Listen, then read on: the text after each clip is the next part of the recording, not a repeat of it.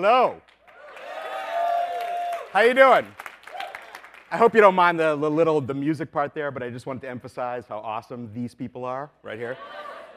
So I know we're in Nashville, but I'm going to start with I'm from Boston, and so I'm going to give you a good, hey. So I'm going to give you a typical Boston greeting. Sup, dudes?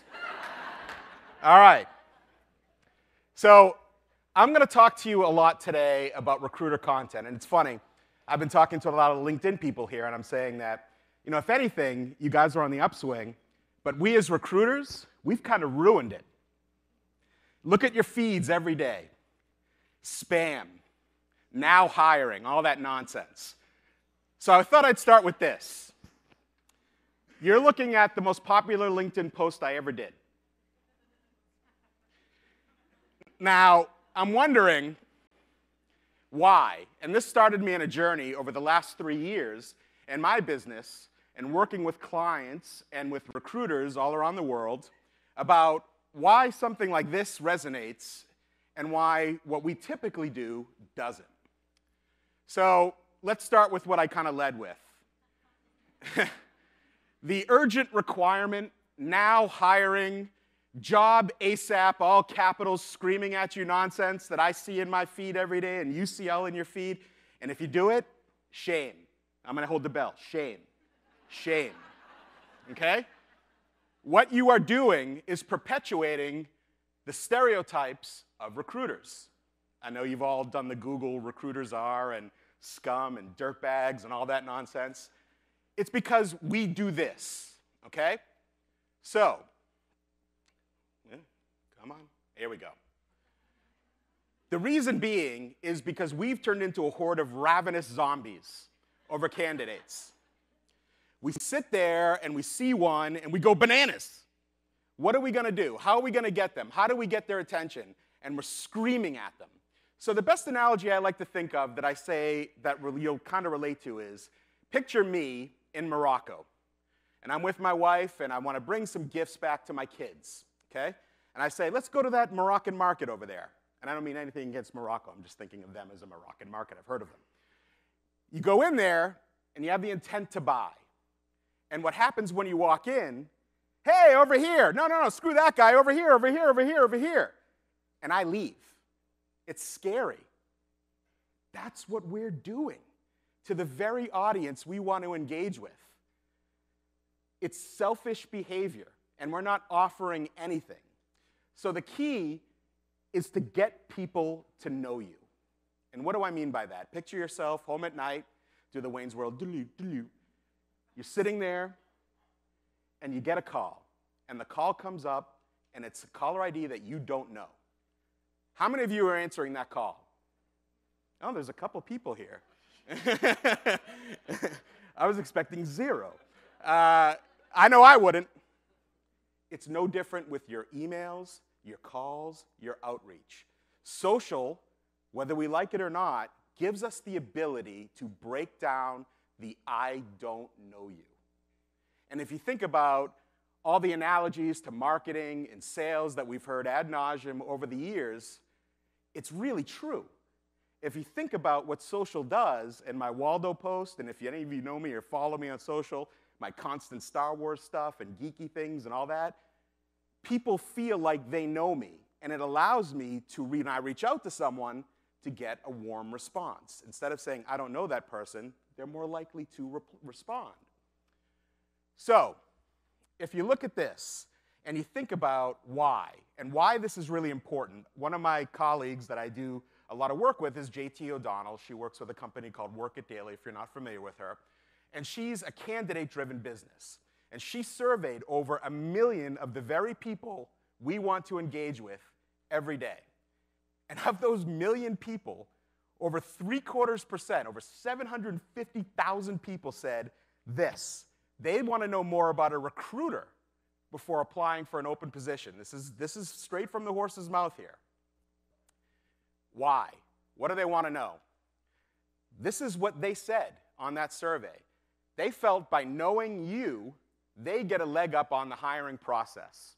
They felt like you get an inside view of the company by knowing the recruiter. Those now hiring urgent requirement job postings sure look good, giving them the inside view of the company. It helps them feel like, if they know you, that that's a way to stand out for them, to differentiate themselves in the process. Quick aside, one of the best emails I ever got, someone saw me in this t-shirt, and the subject line was, "It's tricky," right? Yeah. And in that subject, they then referenced every Star Wars post I've ever done, some of my blogs I've written, some of the talks I've given, and you bet your butt I responded to that person, okay?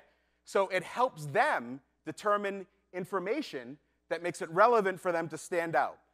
Here's the irony, the second to bottom bullet. They want to know if you're qualified. Ironic, isn't it? We sit every day and look at resumes and wonder if they're qualified. They're doing the same thing to us. They're doing the very same thing to us. And I can tell you, if you work in specialized fields like engineering or life sciences, they really want to know you know what you're talking about. And they could sniff BS 100 miles away. They want to know your background with the company. How long you've been there? What have you been doing? They want to know your track record as a recruiter. How many of you have candidates on your LinkedIn profile saying it was awesome to work with you as a recommendation? A lot of us don't. That's something they're looking for. It builds trust. Again, the "I don't know you" starts to go down just a little bit. They want to know your career history. They even want to look at your age, your nationality, your gender. And because of the age thing, I purposely put a cartoon of me up there so they don't know that I'm an old dude. So again, to hammer this home, you hear this all the time, recruiters are salespeople. So if we are salespeople, why are the effective ones successful? The effective salespeople on social, you see this stat here, with more than 5,000 LinkedIn connections, meet or surpass their quota. 98% of salespeople with 5,000 plus LinkedIn connections. I don't know you becomes I know you a little bit. 78% of salespeople use social media are outperforming their peers, okay? And the flip side of that is cold calling, only 2.5% success rate on cold calls. And cold calls in this analogy is your in-mails, or is maybe your actual cold calls. Again, content, what you do, how you present yourself, what you say, your social activity breaks down I don't know you. All right. I'm sorry for the geeky references, but not really. For those of you who don't know who this is, we can't be friends. What you need to do with your audience is understand them, to do a Vulcan mind meld with them. What do they care about? What do they want to know? What's important to them, not to you, okay? If you understand what's important to your audience and who your audience is, you could start to form a strategy. So, this post, this tweet, is the most popular tweet I've ever done. I'm not big on Twitter, but I wish the GIF would work, but it's from Team America, and he's puking violently, okay? And that's true. That was just me thinking one day that, ugh, the thought leader nonsense, Christ. But I'll tell you what, this is the tweet that got me thinking about, how do I look into this? What's the science behind why something funny or something emotional gets way better response than anything else that we do? So I thought back in history, and from the dawn of man, from Greek theater, right, in our civilization, these iconic symbols have been around. There's a reason for that. It's what we as human beings respond to. And I started to form a theory that I started to work with on myself and then with the clients that I work with is humor or heart. If it's not one of those things, and you're going to see some psychology in a minute, if it's not one of those things, people don't give a shit. It's that simple. Think about what you click on every day. I'm willing to bet it's something funny or something that inspires emotion. When I say heart, that doesn't mean sad or smiling. It could mean it's any emotion. It could be outrage. Why do you think Trump is so popular on social media, right? People, whatever you feel, there's an emotion. And when you have emotion tied to your content, you will get responses and you will get engagement. So I did some research, and I started to think around and look around the psychology behind it. And if you see here, there are things like, if you look at the images of our brains when evaluating brands, consumers use emotions, feelings, experiences, rather than the information of the brand itself, the attributes, features, facts. Emotion is driving buy. Emotion is driving the purchase. Even if you see here, like you look at some of these things, the third bullet there, you can read these all yourself, I'm not going to read them to you. But if you look at the third bullet from the bottom, likability is the measure most predictive of a purchase, an increase in sales. Likability. Now, I'm going to say this. No one is 100% likable, okay?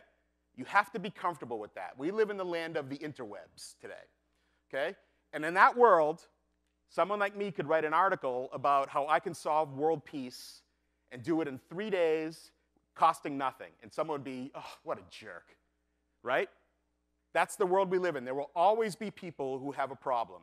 You have to be comfortable with that. You have to own who you are, your audience, understanding what they are interested in, what they're attracted to, and own it. If any of you watch Game of Thrones, if you did with the shame reference earlier, there's a great quote by Tyrion on the show. He says, if you wear what you are like armor, no one can hurt you. And I really believe that's the most effective thing with anyone who's doing this effectively. Don't take my word for it. This is these emotions over the last year of the 10,000 most shared articles on the web drove what we considered viral usage, viral engagement. If you notice, there's a pattern there. Emotion, heart, and funny. Right? These are things that we as human beings in our instincts respond to. These are things that drive us to buy, to drive us to do whatever we do. When people interview at a company, they're doing their homework. They're looking at Glassdoor, they're looking at LinkedIn, they're looking at all the backgrounds, and they're probably looking at profiles. They looked at the job, they looked at your website. But the clincher is the people they meet, the manager they meet, the colleagues they meet. Do I like them? Can I fit in here? Am I inspired by what they're doing? Do I believe in what they're doing? It's no different when it comes to your content. So we all remember her, right? Yeah. Chewbacca Mom. I started to think about Chewbacca Mom. Maybe too much that anyone should think about Chewbacca Mom, but I was thinking about Chewbacca Mom. And here's this woman in the Midwest, went to a Kohl's, bought a Chewbacca mask, put it on, and started laughing uncontrollably. That's it. 190 million people viewed that video. It turned her into a celebrity. It got her kids from Kohl's college scholarships. Crazy. And all she did was get out of Kohl's, put an iPhone on her dashboard, put the mask on, and laughed. Why? Why did that get people to make that video go viral? Because it was pure joy. It was pure joy. And unless you don't have a soul, you responded to that, okay? These are things that cannot be underestimated when you think about content. So I started to go back, and I didn't want to just make this about recruiting, and you're going to see a lot of recruiting stuff in a bit. But I wanted to show you across all of Facebook. So I went back a couple of years. We can't, obviously 2017 isn't done yet, so I couldn't do 2017. But these were the top 10 Facebook posts of 2015. You probably saw a lot of these. These were the most engaged Facebook posts. Look at them. There is a pattern there, right? It's either something really kind of tugging at you and your emotions, or something really funny. There is a reason these things made it to all of our Facebook feeds and why they did go viral, why they were successful. And you look at some of these, and there's Grace VanderWaal, so I'm an unabashed America's Got Talent fan. And here's this little kid, like, you know, and she's crying as she wins. It was so great. It was emotional. But these are the things that we as human beings respond to. And there's Chewbacca Mom again, by the way. Can't escape her. Then I went to Twitter. These are the top tweets of all time from an engagement perspective. So you have the Oscar one there, right? Fun. Then you have Obama, you know, 4 more years, winning, right? And then, you know, again, you know, thanking you for everything, you know, for his, you know, believe, create change when he was leaving. These are emotion. And yes, it's Barack Obama. Yes, it's celebrities at the Oscars. But it still follows the pattern. It still follows the pattern. All right, so here's where I'm going to make fun of you, okay? As recruiters, it embarrasses me what I see every day. It really does. So this Wolf of Wall Street meme that we see all the time from recruiters and salespeople, I ask you one question. Have you seen the movie? I don't know about you. I don't want my brand associated with that dirtbag. Think. This is not what we do. This is not good behavior. Likewise, the candidate shaming memes and emails that you see all the time, this in-joke we have amongst ourselves, we are making fun of, on the very platform we want to engage with, the very people we want to talk to us. How idiotic is that? It's like a salesperson making fun of a client he's selling to in a very public forum. I'm willing to bet that salesperson isn't getting that sell. But this is the pattern that we see over and over again. And again, we wonder why it's not effective. Okay? This is one of my favorites. So I've been picking at these as I see them. This was someone doing, again, some more candidate shaming, right? And we all feel this, like we've all been there, and we hate it when we have to dig through all these resumes of people who don't apply. All right? But if you look up here, it blew up on him big time. It's like you could see like him going down the drain with each comment, right? And these are the things that give people the perception of us as glorified used car salesmen. I don't want to be perceived that way, do you? We can change this, all with our behaviors. So again, this is what I see every day, all right? Job postings are wonderful, but if that's all you're doing, and you do it every day, and you talk like a frickin' robot, or a 1950s personnel department, no one says urgent requirement, okay? I'm just putting it out there. If you do this, what you're doing is talking to yourself. I defy you to tell me that this is working for you and that you get engagement on these things. So, what it comes down to is we, as a social person on social media, are very selfish-driven. We're very agenda-driven. And people don't respond to agenda-driven. It's like the old adage, you know, what you do on social, you would do in a social setting. It's social, after all. So if you were at a party, and here's imaginary person here, and I went up to them and said, hey, I'm hiring, urgent requirement. Can you come over and hang out? I want to fill out this application. We've got great benefits. This is what imaginary Ed would do. And so is all your audience, okay? It cannot be selfish-driven agenda. The very nature of social is to be social, is to give, is to take part in conversation, to offer something, okay? That's the success, is to be a giver, to be someone who participates in conversation, to be real, to be approachable, to be genuine, to be, I'm going to throw up in my mouth when I say this, authentic, okay? Because, again, these cliches, like disrupt and innovate, too. So that is what really gets people to respond. And I want you, after today, when you look at your feeds, and not just on LinkedIn, I'm talking about anywhere you're on social, and I want you to think about who you follow. I want you to think about why you follow them, and I want you to think about the articles and content you click on, okay? you will notice those people aren't about themselves or their companies. That's a byproduct. Again, I don't know you till I know you. I don't want to buy from you. I want to talk to you. So, first of all, I'm kind of cut off there, but the dude on the left with the sweet mullet, that was me at one point, okay? Yeah, I did have hair. My kid says, I never had hair, and he also asked me if cars were around when I was a kid. That was a great question. But I bring this up here. This is the most popular blog post I've ever written. And I write about business and recruiting all the time.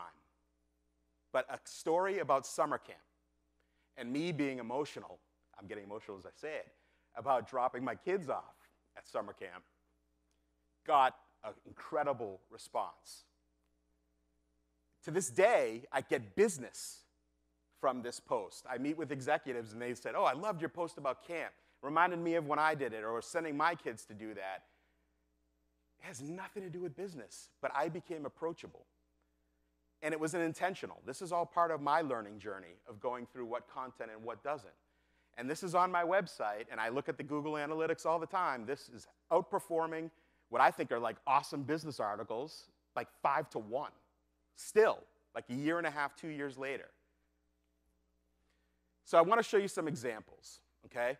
First of all, this is a company out of Massachusetts, who does rare genetic disease research, some cancer therapy, and some other really important things in the world of life sciences.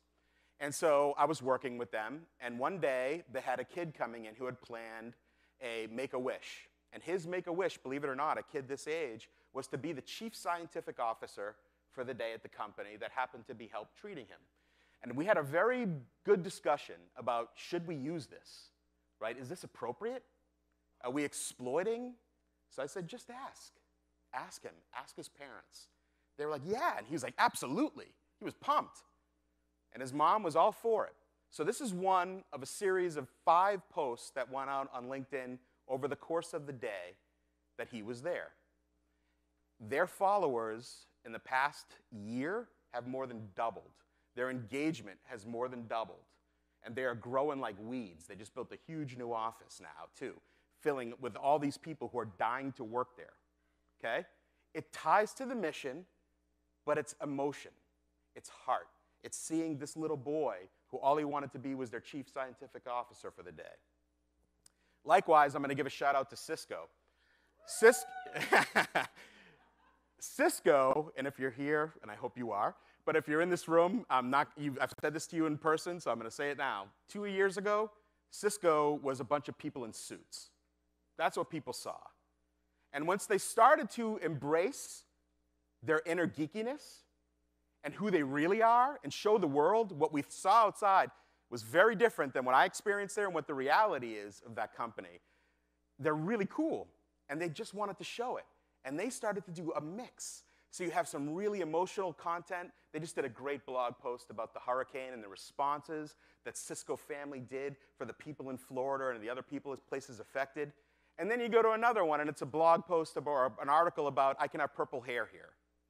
And it rides that line really, really well. And it breaks down the barrier of maybe not I don't know you, but I don't want to know you, to I want to know you, right? And it makes them approachable. It makes them real. And it's been incredibly effective for them. I love watching the success that they've had. They are crushing it. So another example, not a big company. This is a company, again, out of Massachusetts called Foundation Medicine.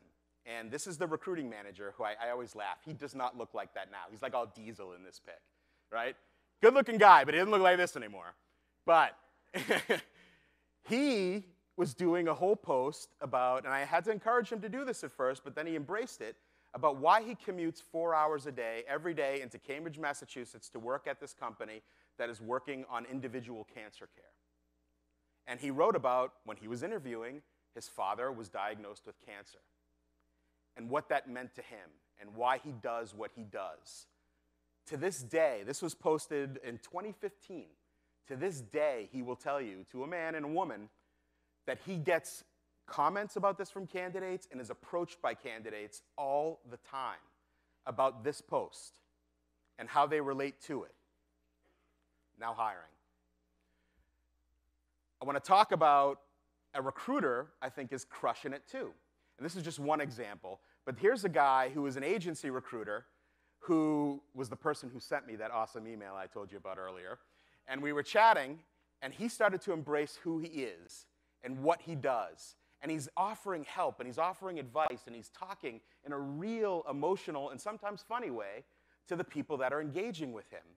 Here's one where he was just talking, this blog post, about the lizard from Jessie. If any of you have kids, you know the show Jessie, right? That's the lizard, all right? And it was his old boss and how he went there and he went to visit him and the lessons he learned in the video. This is nothing about job postings, but it helps him hire. It helps him attract people. It helps people to want to engage with him and follow him and hear what he has to say. So now I'm going to show you some videos, okay? I'm going to show you an example from one company that did humor and heart together in video. And you're going to see the first one is making fun of all the business jargon, right, that we hear all day. Innovation, disruption, transformation, cliche after cliche. And what we hear, 110%. And they're doing it in a way that is approachable. And at the time, this company was 150 people. They've since been acquired by Cisco. But at the time, they were knowing that they want to attract, again, knowing your audience, they wanted to attract people from big companies who were tired of that crap, okay? In today's highly competitive marketplace, we need to think outside the box, color outside the lines. We're best of breed, but we need to maximize customer satisfaction. We need to cast a wider net and go after the low-hanging fruit. Now, this is where rubber meets the road. You all are my rock stars. We bring a lot of value to the table. Let's be results-oriented and provide best-in-class service in our work competency. It's a win-win situation.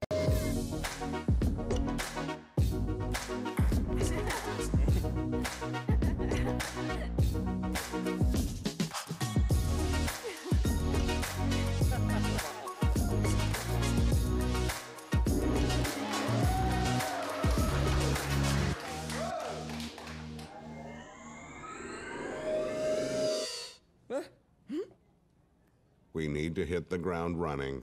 Are you willing to drink the Kool-Aid?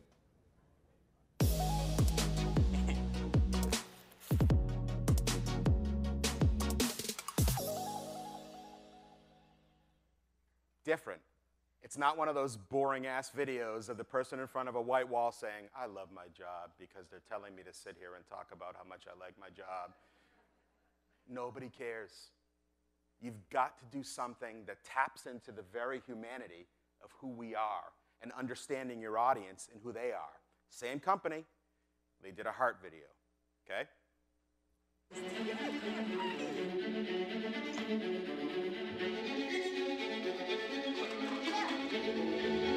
I'm Ines, and I'm a mom to a cute 1-year-old. My name is Adi, and I'm a maker. My name is Ryan, and I'm a craft beer enthusiast. My name is Mike, and I'm a home cook. My name is Sal. I am a dad of 2 awesome kids. My name is Crystal, and I'm an athlete. My name is Alex, and I'm a photographer.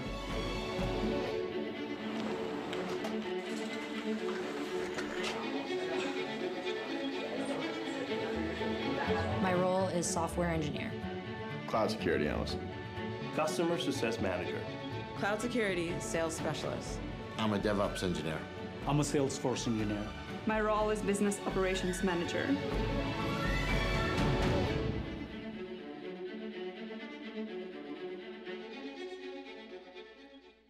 All tying into the theme of be you with us. Be you with us. Humor and heart. And they've been performing exceptionally well. And when Cisco acquired them, Cisco started using them. And they rebranded them for Cisco because it fits their culture and what they embody. It's really an effective campaign, and it helped them grow tremendously to the point where Cisco was even interested in them. Next, I'm going to show you one of the more popular recruiting videos of all time. It's by GE, and it's not the one you're thinking. It's not Owen, okay? Those are great, and I think that they really did a good job of embracing the humor aspect of it. But this one outperformed them. And I've seen this one probably 30 times, and I still get the chills when I watch it.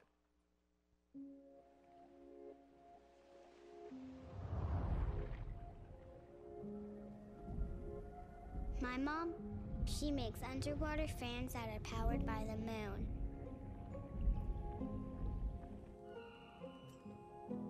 My mom makes airplane engines that can talk.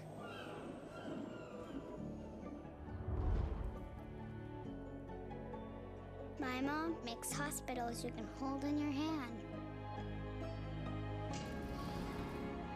My mom can print amazing things right from her computer.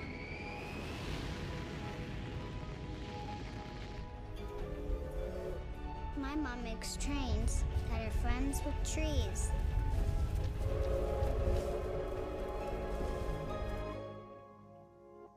My mom works at GE.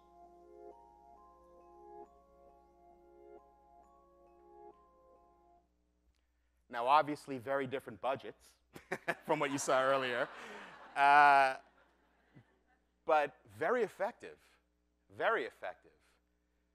And again, nothing about hiring, nothing about you need to apply now, right? It's showing emotion, and it's showing their message tied to emotion. So we all know this, right? So I'm going to take it to an example that I think is just the most powerful example of how humor or heart helps you develop a brand that people care about. So how many know or remember Old Spice 10 years ago? Anyone? Come on. Right. So if you're being honest, for the people who did, what it was a sailboat on deodorant. And I don't know about you, but I felt it was associated with old people. My grandfather would use it. Right? I wasn't picking up Old Spice. Maybe I am now because I'm old. But if you think about Old Spice and what they did, they said, who's my audience? Men, ages 18 to 45, maybe a little higher. What do they respond to? Humor, machismo, over the top, kind of with the machismo, and they went for it. And they went for it big. Flash forward, they are destroying other deodorants. They went all in, not only with the smell like a man, like all the nonsense with the commercials. Look at the names of the products. Swagger, right? Tiger Claw. I'm dead serious. Swagger's the jam, by the way. I love that one. But I don't know about all of you, the men in the audience, but I go for them just kind of without even thinking anymore. They've won me. They've won me. And their commercials are hits, and they inspire people to want to be associated with the brand. You look at the other deodorant makers, they can't even keep up. They can't keep up. And even if you look at how many are, again, I spend too much time on this stuff, but if you look at a store, you walk into a CVS or a Walgreens, you're going to see far more Old Spice product than you will any other deodorants. Want to know why? Because that's what sells the most. Because of this. So we have to remember our role. At the end of the day, as a recruiter, we are an agent. We are an agent between our candidates and our hiring managers or our customers. We need to play that part. And as an agent, you have to understand the art of attraction, the art of engagement, and how to get people to work on both sides together. Your brand, your content, if you follow the pattern of humor or heart, and I know what you're saying, well, I'm not funny, or I don't have emotional things to do. You are. Just try. Try to embrace. If you're not feeling you're funny, ask people around you. Things in the office that happen that you might think are just nonsense, there might be gold in them there hills, right? You've got to find a way to embrace it. And if you don't feel comfortable being funny, then go with emotion. Make some stakes tied to what you're doing and what you're sharing, and people will respond. So you know, a great example. I don't, you know, you guys all see those quotes, like, you know, your aunt, you know, there's only one of them, and if you stick with her, she'll always be there in the end. And all these people share them and love them, and that's just one example. But all the nonsense quotes, I hate that stuff with the power of 10,000 suns. But people love it. People love it, and they respond to it. So I'm going to end with a quote. And it's me, right now, okay? And the quote is, if you understand your audience and how to engage with them and the content they will actually give a crap about, you will not suck, okay? That's me right now. Thank you.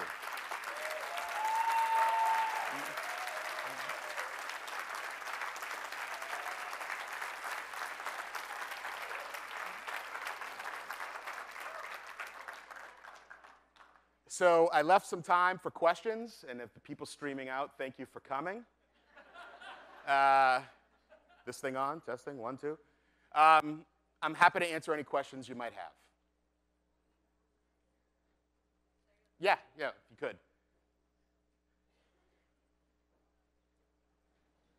Hi, my name is Mallory. I'm a recruiter at a SaaS company in San Francisco called Guidebook.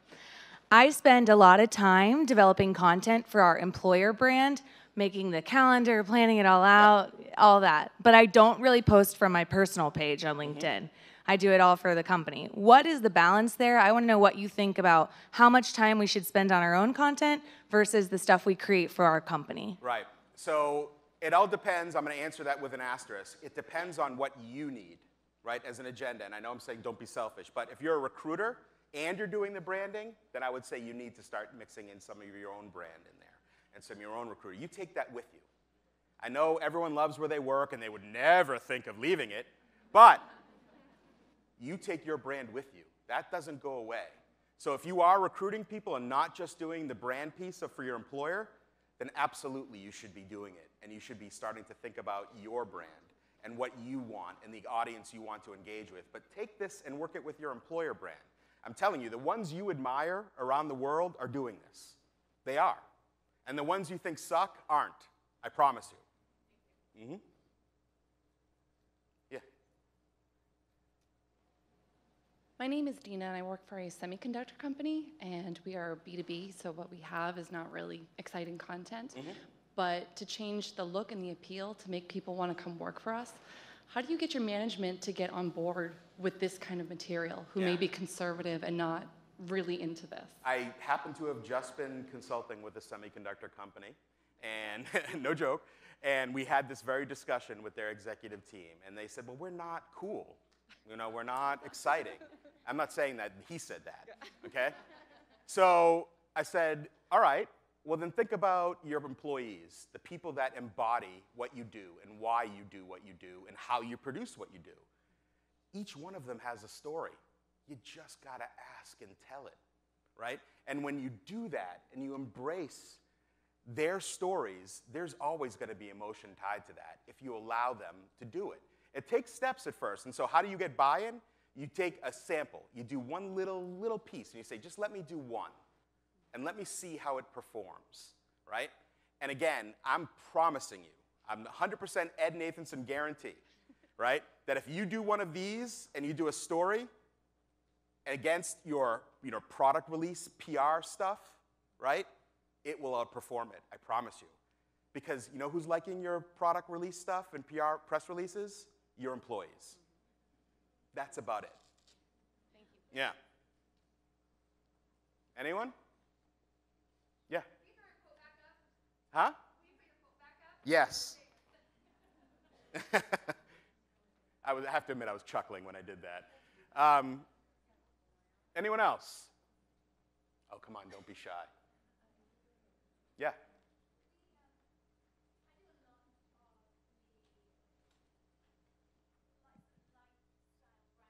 Mm-hmm.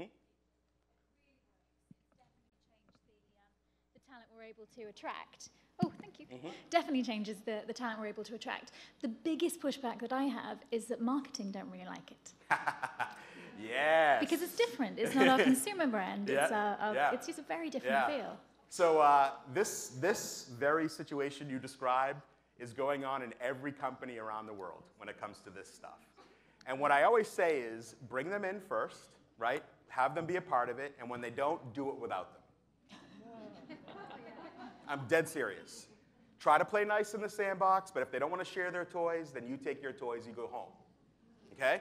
Because at the end of the day, there's a fundamental difference with recruiter content, with employer brand content that they just can't wrap their heads around, right? And one of my favorite things I like to say is that vanilla is a very tasty ice cream, but in marketing, it don't do anything, right? And if you play it safe and you stay like down that middle line, it's doing nothing. It doesn't repel, it doesn't attract, it does nothing, zero, right? And so, again, what I just said to the woman before is show them how it performs versus what they're doing. Show them the result of how many people are coming to your website since you've been doing this. How many people are following your pages on social, your LinkedIn page, maybe you're on Facebook, all those different places. And if you can trace that back to what you're doing, they will come around. It's funny you say that. I've done a lot of that. I track every single post and the amount of engagement we get. I've even gone so far as to say to them, why do you work here? What do you like about this business? They tell me, and I say, great, let's put that on LinkedIn. No, that's not us. But that's why you're here. And we still get pushback. Who is it, right, if it's not you? Exactly. The very people are saying it. And, again, like, you can allow yourself to live in this world where there's chocolate streams and rainbow trees. And look, I'd love to live there too, but it's not reality. And if you want the people that you like, that fit with you, and that you want to be there, and not only to attract, but to stay, share it. One of the things I always say when it comes to telling employee stories is companies are afraid of, what if they're going to say the wrong thing? Well, then you hired the wrong people. You don't trust them? They're with your customers every day. They're doing it already. All right? But there's also the fact that if you think about the trust element, but then think about if I'm in a meeting and I say, what's your name? Sarah. Sarah. If I say Sarah, and pretend this is a company meeting, Sarah is awesome. Sarah crushed it this quarter, and let's all give Sarah a hand for being the employee of the month, right? Everyone goes bananas. That's awesome. What if I did that outside to the world? That means a lot. That person then tells their friends, their families, they're showing it, they're sharing it, their colleagues see it. I argue that's a lot more effective in a lot of cases. You can't underestimate the power of what you can say about somebody and what that means to them if you're saying to the world, we love Sarah. Right? They say that. Yeah? Yeah. Thank you. Anyone else? Hey, Ed. Yeah. Oh, hey. Sue Poche. I think I know you. Work for a software company in Canada. I'm actually the HR leader for our organization. We've had the pleasure of working with Ed, and we're a work in progress right now. But something that occurred to me as I'm sitting listening today, Ed, was really around, so if you think about social media and you think about the publication of pictures of people and authenticity and that, and, in the realm of actually publishing that, have you bumped into challenges with organizations in terms of getting permissions about publication, publishing those photos, right, those candid photos? Yep, absolutely. Especially, not so much in software in your world, but definitely in the life sciences, biotech world. It's new to them. They just, they can't wrap their heads around it. So a way around it is ask. Yeah. When you're starting the initiative, say, if anyone doesn't want to be a part of this, let us know. And then new employees, ask the same question. Yeah, and what we've done is we've implemented in our business conduct guidelines permission for those kinds of things, but just wondering how much you run into it. No, it definitely happens, for sure. Anyone else? Oh, yeah.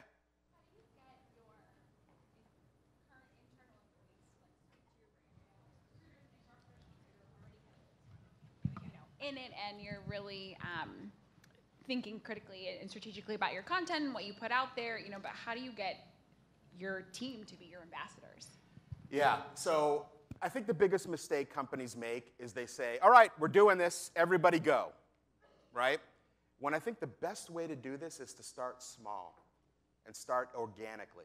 So one of the things I do when I go to companies, I say to them at the first day I'm there, I said, give me 15, 20 people of this company that you would clone if you could, right? And I want people who just joined. I want people who've been there 10 years, as diverse a group as possible. And I ideally kick HR and leadership out of the room if they let me. and I ask them lots and lots of questions. I tell them why this dude is here, right? What am I doing? What am I trying to do? What are we trying to do here, right? And talk them through it and ask them questions to understand the persona of the people we're talking to. And if they like it, chances are people like them will like it. So when doing that, then as we build our strategy, then we go back to that team. And I say, hey, you're our leaders, right? Pump them up a little bit, stroke the ego. We need you. How can we do this without you, right? I talk about the content. What do you want to be a part of? Any of this stuff interest you that we thought of? And then we give them like branded swag that nobody else has or something like that. And then they start sharing. If they're truly the leaders in the company and people who are doing that, their colleagues will see it. What are they doing? That's cool. I want to be a part of that. And then they see the swag. They're like, how did you get that, right? And then like a quarter or two later, I have the executives start saying something broader. You might have noticed this small group doing these things. If you want to be a part of it, here's how we do it. And there's a lot more to it, but hopefully on a high level, that makes sense. Mr. Jeffrey. Hello, Ed. Excellent presentation. Thank you. So I'm going to combine Star Wars with recruitment for you. So imagine you're the recruitment leader for the dark side, for the Last Order. So why have they failed to recruit Luke to the dark side? How would you do it different? Yeah. They're not speaking to him as a brand, right? He's pure light, right? You can't, although we might change that differently in the next Last Jedi. Woo, can't wait. But if you think about Vader, right, before Luke knew he was his father, and you think about the message of the dark side and the empire in itself, it doesn't speak to him. They're not trying to get Luke. They wanted him later as they realized who he was, but it was too late. The good was in him. The Force was in him.